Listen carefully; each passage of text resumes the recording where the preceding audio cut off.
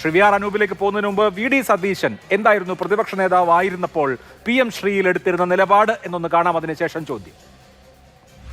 എല്ലാ വീരവാദം മുഴക്കലുകൾക്കും അവസാനം നിരുപാധികമായി PM ശ്രീ പദ്ധതിയിൽ സംസ്ഥാന സർക്കാർ ഒപ്പുവച്ചിരിക്കുകയാണ്. ഈ പണ്ട് CPM BJP ബന്ധത്തിൻ്റെ ഇടനിലക്കാരനായി പ്രവർത്തിച്ചത് ശ്രീ M ആണ്. ഇപ്പോൾ CPM BJP ബന്ധത്തിൻ്റെ ഇടനിലയായി പ്രവർത്തിക്കുന്നത് PM ശ്രീയാണ്. അതാണ് വ്യത്യാസം. RSSൻ്റെ അജണ്ട, പൊളിറ്റിക്കൽ അജണ്ട അടിച്ചേൽപ്പിക്കുകയാണ് ഇതിലൂടെ. ഈ പദ്ധതി കൺകറന്റ് ലിസ്റ്റിലുള്ള സംസ്ഥാനത്തിനും കേന്ദ്രത്തിനും തുല്യ അധികാരമുള്ള വിദ്യാഭ്യാസ കാര്യത്തിൽ സംസ്ഥാനങ്ങളുടെ മീതെ കേന്ദ്രത്തിൻ്റെ നയം അടിച്ചേൽപ്പിക്കാനുള്ള ശ്രമമാണ് എന്ന് പല പ്രാവശ്യം ആവർത്തിച്ച് ആവശ്യപ്പെട്ടിട്ടുണ്ട്. ഇതായിരുന്നു പ്രതിപക്ഷത്തിരുന്നപ്പോൾ PM ശ്രീയെക്കുറിച്ചുള്ള വി ഡി സതീശന്റെയും കോൺഗ്രസിന്റെയും UDFന്റെയും നിലപാട്. ഇപ്പോൾ അധികാരത്തിലെത്തിയപ്പോൾ അത് മാറിയിരിക്കുന്നു. ശ്രീ വി ആർ അനൂപ്, ചോദ്യമൊന്നുമില്ല, ന്യായീകരിച്ചോളൂ. അല്ല, അങ്ങ് പറഞ്ഞ ഒരു കാര്യം ശരിയാണ്. വളരെ കൃത്യമായി പ്രതിപക്ഷത്ത് കോൺഗ്രസ് പാർട്ടി എടുത്ത ഒരു നയസമീപനമുണ്ട്. അങ്ങ് തന്നെ ആമുഖമായി ബഹുമാന്യനായ പ്രതിപക്ഷ നേതാവ് പറഞ്ഞ കാര്യങ്ങൾ കാണിച്ചു. അത് കേവലം അദ്ദേഹത്തിൻ്റെ വ്യക്തിപരമായ നിലപാടല്ല, അതൊരു പാർട്ടിയുടെ നിലപാടാണ്. ഞങ്ങൾ ഉൾപ്പെടെയുള്ള ആളുകൾ അങ്ങടക്കം നയിച്ച ചർച്ചകളിലിരുന്ന് അതിനെക്കുറിച്ച് പറഞ്ഞതാണ്. അതൊരു സംഘപരിവാർ പ്രൊജക്റ്റാണ് എന്ന് ഞങ്ങൾ പറഞ്ഞിട്ടുണ്ട്.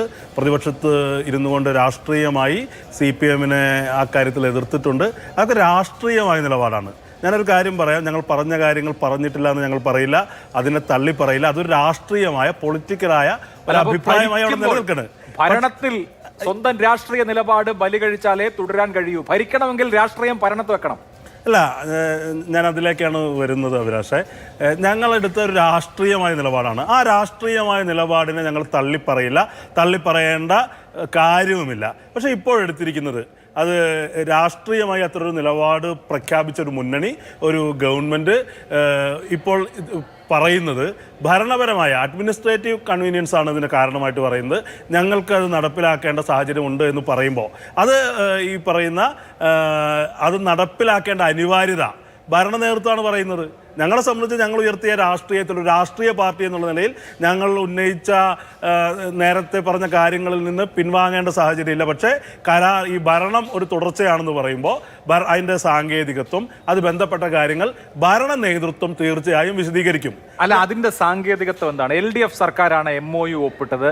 അത് 2025 ഒക്ടോബർ മാസം 23-ാം തീയതിയാണ്. അത് കഴിഞ്ഞപ്പോൾ 2026 ജൂലൈ അവസാനിക്കുകയാണ്. ഇതുവരെ ഒരു നടപടിയും ആ വിഷയത്തിൽ ഉണ്ടായില്ല.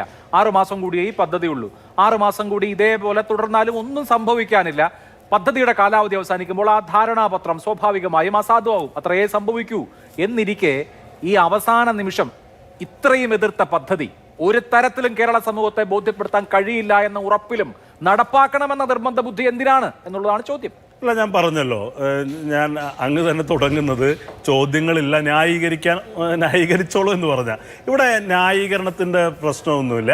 വളരെ കൃത്യമാണ്, ഞങ്ങളതിനെ എതിർത്തിട്ടുണ്ട് എന്ന് പറയുന്നത് യാഥാർത്ഥ്യമാണ്. അത് കഴിഞ്ഞ തെരഞ്ഞെടുപ്പിലടക്കം ഞങ്ങൾക്ക് പ്രധാനപ്പെട്ട ഒരു പ്രചാരണ വിഷയമായിരുന്നു.